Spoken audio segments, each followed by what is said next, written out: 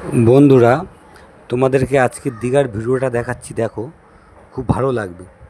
মানে এত ঢেউ হচ্ছিল, আর জনসংখ্যা খুবই কম ছিল।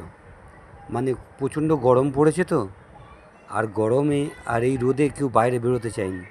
তখন বাজে সকাল 8:30। এরম টাইমে আমি ঘুরতে ঘুরতে বলি একটু ব্রিজের দিকে যাই। গিয়ে দেখলাম প্রচণ্ড ফাঁকা। এখানে আগে সবাই স্নান করতো, জানো তো, ব্রিজ ছিল, বালি ছিল। সেই বালিগুলো কারণবশত সরকার অত সরিয়ে দিয়ে এখন মানে পাথর দিয়ে, বড় বড় পাথর দিয়ে, মানে বসার মতো জায়গা করে দিয়েছে, যাতে না এখানে কেউ স্নান করতে পারে। সেই জন্য খুবই ভালো লাগছিলো, কেউ স্নানে নামেনি। কিন্তু এত গরমে যে এত ফাঁকা হবে ভাবতে পারিনি। তা বড় বড় ঢেউ, ভীষণ ভালো লাগছিল। তা ভালো লাগে কী বলবো।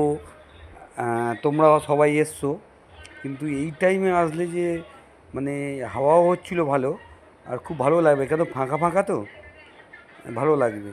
আর প্রচণ্ড হাওয়াও ছিল, যার জন্য মানে আরও ভালো লাগছিল। তোমরা কেউ এসে ঘুরে দেখে যেও, আশা করি ভালো লাগবে। কিন্তু প্রচণ্ড গরম এখন। এই গরমের সময় মানে একটু ছাওয়া, ওই আশপাশে কোনো ছাওয়াই নেই। ছাওয়ায় যেতে হলে তাহলে সমুদ্র থেকে অনেকটা দূরে গিয়ে বসতে হবে।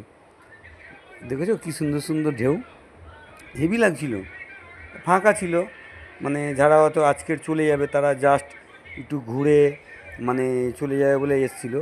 না তো ঢেউ দেখেছো কত সুন্দর, হেভি ঢেউ হচ্ছিল। আমার তো মনে হচ্ছিলো স্নান করে নিই, কিন্তু কী করে স্নান করবো বলো, এই পাথর আছে, স্নান করতে গেলেই ব্যাস। ভিডিও তো দূরের কথা, ভিডিওই আর করা যাবে না, ওই জন্য স্নানই করলাম না বন্ধুরা। ওকে।